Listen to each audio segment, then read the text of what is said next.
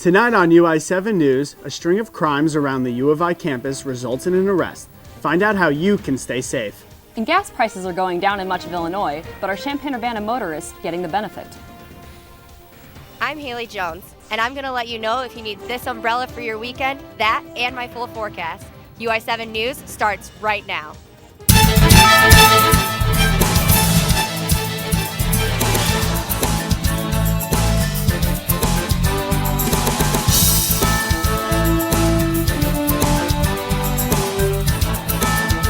From the Richmond Journalism Teaching Studio at the University of Illinois campus, UI7 News, your U of I news source.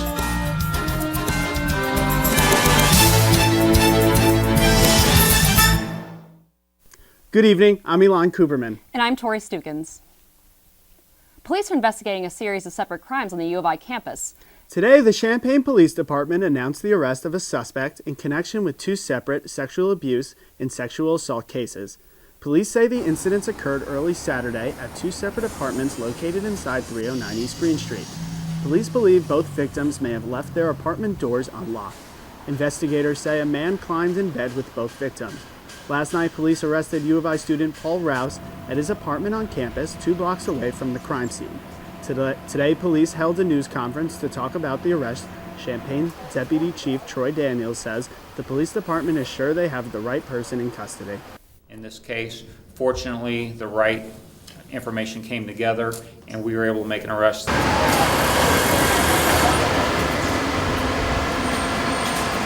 Rouse is currently being held at the Champaign County Jail. Elsewhere on campus, U of I police are investigating a robbery at the Illini Union. The victim reported using an ATM inside the Union on a Sunday evening. As the money was being dispersed, the suspect approached the machine and took the cash. Police say the suspect rode away on a small mountain or BMX-style bicycle. The victim was not injured in this encounter. The suspect is described as a black man in his 20s or 30s. He was last seen wearing a dark gray hooded sweatshirt, a black jacket, black sweatpants, black shoes, and carrying a dark-colored backpack at the time of the incident. The Champaign Police Department is investigating a string of batteries that occurred at various locations on campus. There were 4 incidents early Saturday in which individuals were walking on campus. Police say they were approached and battered by a group of men for no apparent reason. During some of the encounters, the suspects would ask the victim for an item and threaten them right before the battery. Based on the circumstances, police say it is possible that the 5 victims were battered by the same group of suspects. With crime surging around campus, the Champaign Police Department is reporting a number of burglaries around the Frat Park area. UI7's Jessica Cook has the details. Since students returned back to school, over 35 burglaries have been reported. Most of the incidents have occurred in apartments, but several houses have been targeted too. A house on this block has been broken into 3 times. The first time happened last October, and everyone was home. The last people to go to sleep was me and one other roommate at 4:30 in the morning, and another roommate woke up at 7 in the morning, and half of our family room was missing. The second and third time the house had a burglary, windows were busted and screens were cut. Officials say some of the recent crimes are happening simply because students aren't locking their doors. Please advise to always be aware of the surroundings of your residence and make sure you lock up when you leave. Students, you guys are so busy with the classes and maybe some of you work and everything like that, and it's just easy to forget that it's not just a dorm room or it's not just an apartment. It is a city. There are people here that will take advantage of that opportunity to take the expensive items. The department is working hard to get these burglaries under control. With the rise in incidents, police have put more officers on the streets. There are a lot of officers that get out in plain clothes, so you won't know who they are, and they'll look for suspicious activity to try and prevent these things from happening. Residents of the house have been concerned about their safety since their first break-in, and this rise in burglaries isn't settling their nerves. Just kind of like a uncomfortable situation because none of us feel safe in our home. In Champaign, Jessica Cook, UI7 Newsbreak. Motorists can look forward to having a little more money in their pockets when filling up their tank. Gas prices have fallen across the state of Illinois, making the average price $3.29 per gallon. While many cities are seeing prices under $3, Champaign-Urbana is not. The cheapest gas price in Champaign is $3.08 per gallon, while the most expensive is $3.37. The fall in gas prices is expected to continue, with $3 being the cheapest price per gallon by the end of this week. Be on the lookout for more construction and street closures tomorrow around U of I's campus town. The City of Champaign will be closing Healy Street from 5th to 6th.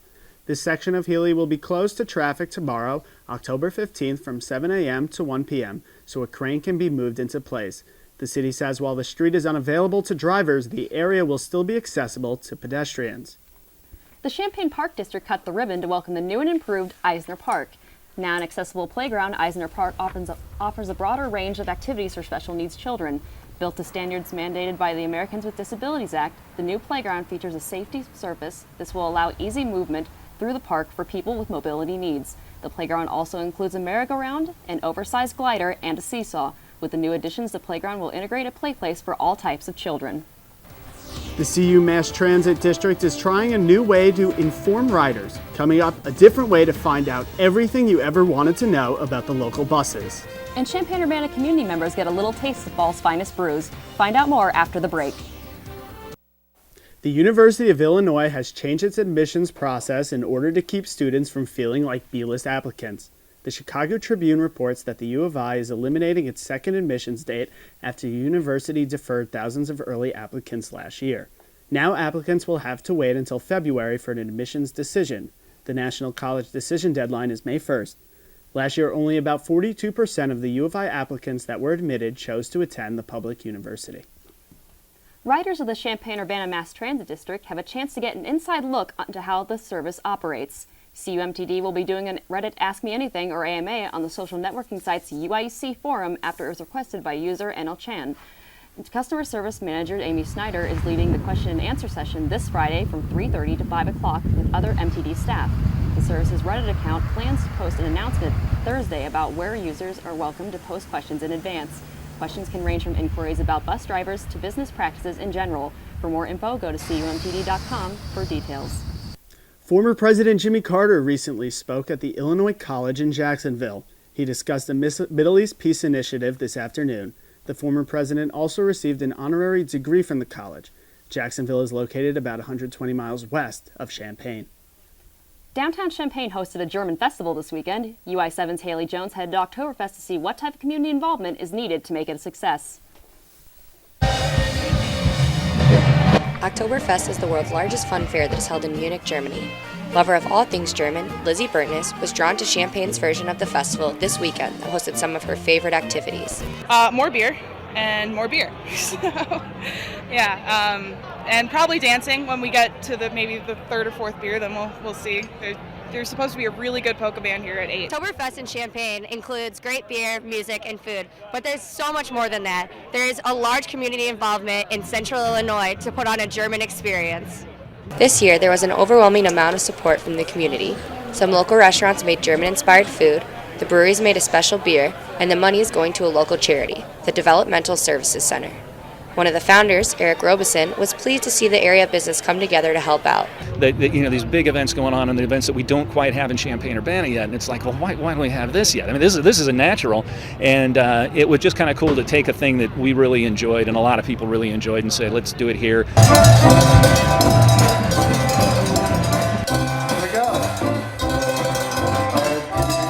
This was Champaign's second annual Oktoberfest.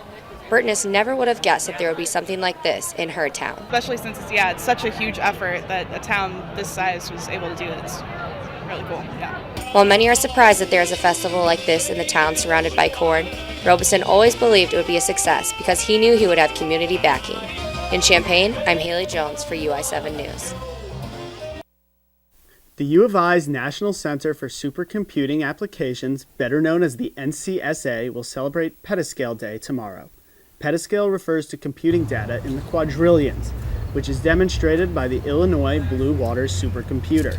In celebration, the NCSA will display the supercomputer and scientific 3D visualizations of galaxies created by the Advanced Visualization Lab. NCSA will offer self-paced tours tomorrow between 3 and 6 o'clock. October may be Adopt a Shelter Dog Month, but horses and other exotic animals need proper care too. A business in Savoy this past weekend has been doing a lot to spread awareness for all animals. Once a year, the family-owned Prairie Land Feeds store in Savoy welcomes crowds of people for its Pets Fair extravaganza. The event is now 24 years old and is stronger than ever with tons of local shelters, rescue organizations, and animals in attendance. Entrance is free and there are activities for all ages. Gary Herzog is the owner of Prairie Land Feeds and a U of I Animal Sciences alum. He thinks many factors go into making this a successful event.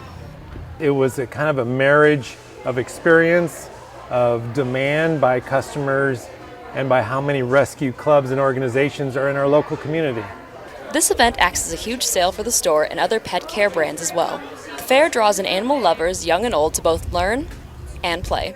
Attendees can ride horses and enter raffles, among other things. There isn't an age limit. Here at the 24th Annual Pet Fair Extravaganza, even college students like myself can enjoy feeding llamas and other exotic animals. Patrons aren't the only ones that have something to gain from the fair. Organizations like the Exotic Feline Center of Indiana and the U of I Wildlife Clinic come to promote exotic animal safety. One of the newer groups this year, Mobile Mutts, transports dogs waiting to be put down from shelters in the southern United States. Special event coordinator Sally Dennart is happy with this year's turnout. Oh, this is wonderful. We've got 4 people who have signed up to overnight or drive with us, and we always need volunteers for Mobile Mutts, especially overnighters here in Champaign. Shelters and rescue groups use the fair to grow through volunteer sign-ups and donations. They also teach people the proper way to treat animals, and that's a lesson anyone can appreciate. In Savoy, Tori Stukins, UI7 News. Well, that's a great fair. It had everything from a llama to a tiger. What was your favorite animal, Tori? It was definitely this really big bull. It was adorable and super soft, and it actually liked to eat out of my hands, unlike the llama, you know. After the break, we'll check on the weather for this upcoming weekend. The National Weather Service says a tornado was spotted in central Illinois last night. Strong winds also left homes damaged and trees uprooted in Belleville, Moweaqua, and Decatur. WCIA's Derek Ferber tweeted this image saying, "Here's the house damage from near Moweaqua." Severe weather also led to flight cancellations and traffic delays in Chicago and across the state.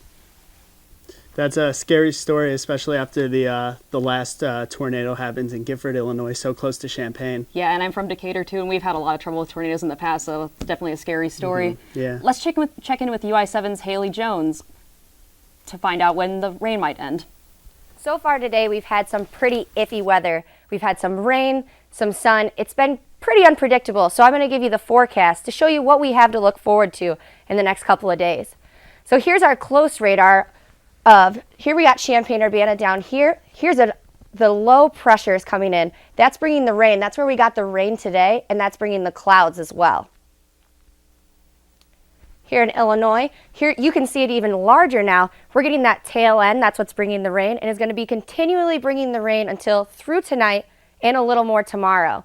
But don't worry, I have good news. After this passes through, we're going to look at some better temps and a little sun coming our way.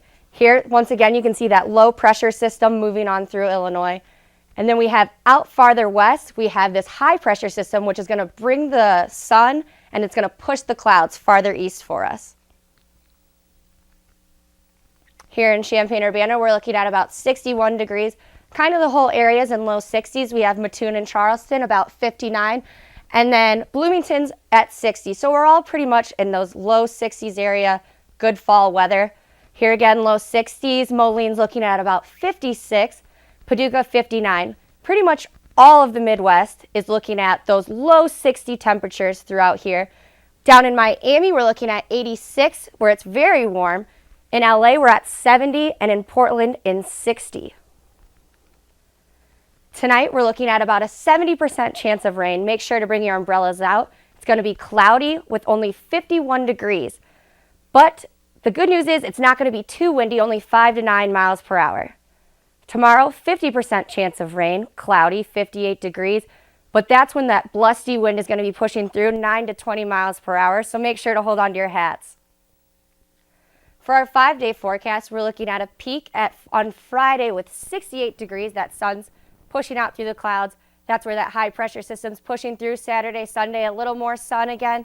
Temperature's going to drop a bit, 58 and then 61 degrees. Thank goodness the weather's starting to get better for the farmers market this weekend. Oh, that sounds like a great time. Is there any other events happening this weekend? There's actually a marching band competition that's being held in Champaign, so tubas aren't going to be getting rained on this weekend. That's great to hear. Thanks, Haley. And now we have Chad Boxenbaum stopping by with sports. Thanks, Tori.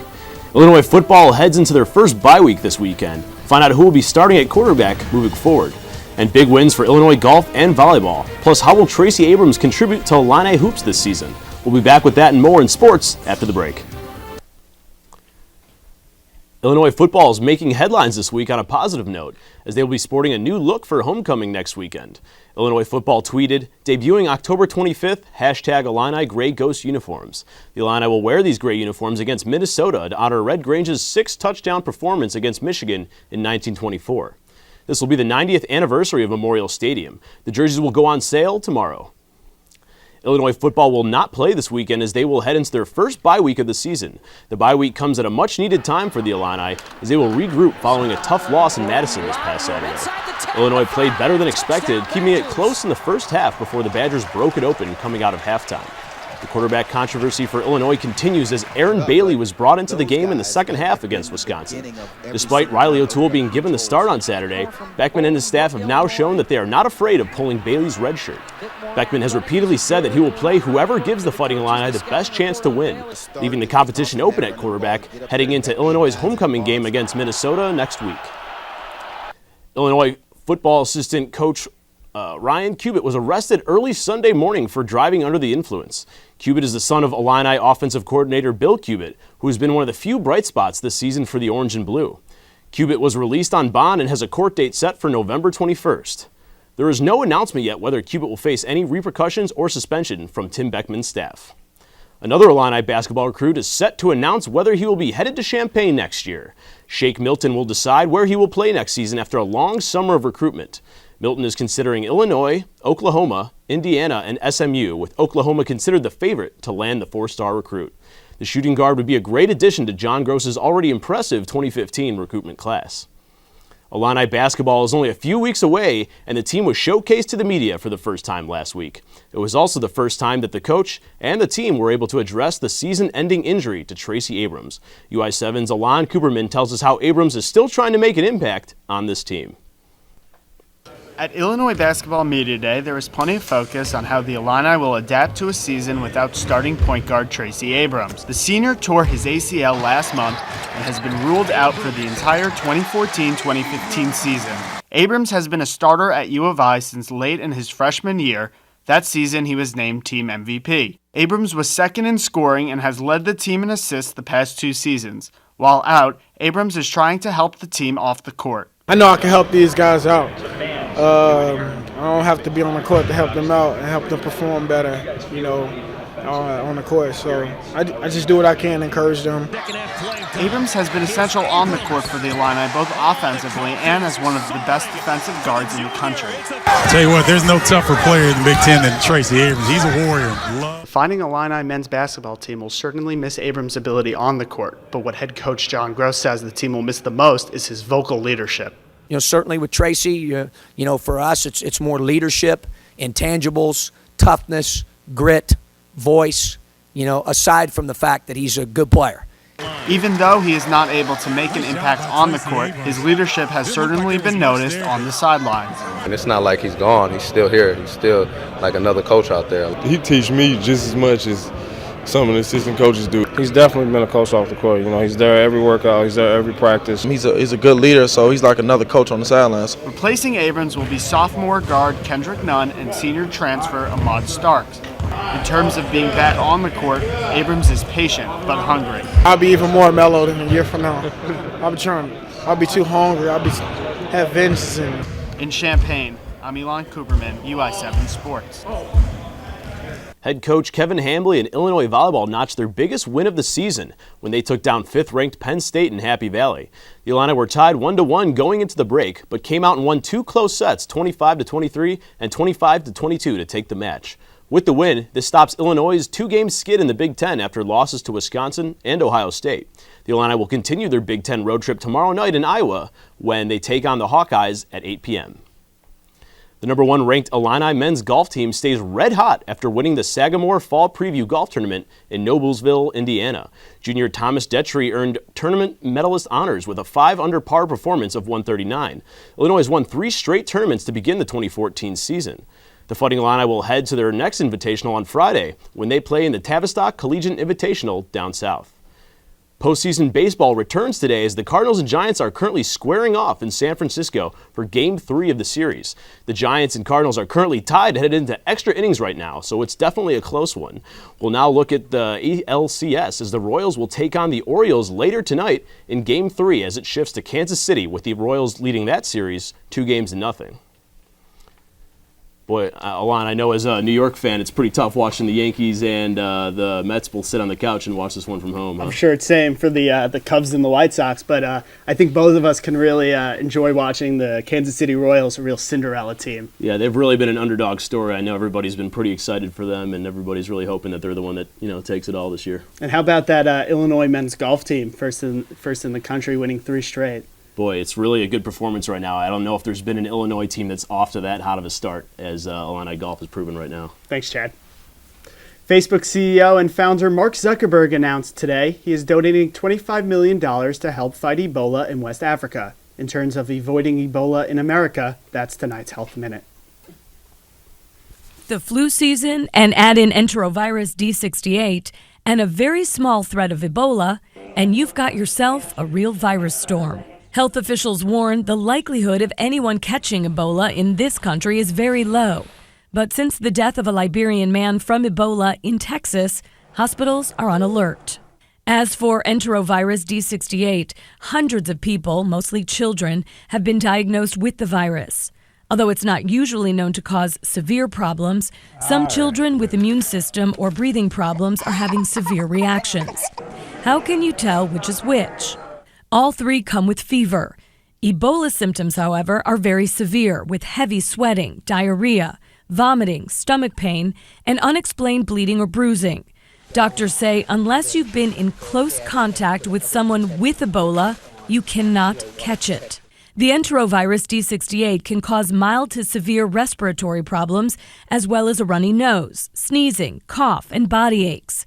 Severe symptoms may include difficulty breathing.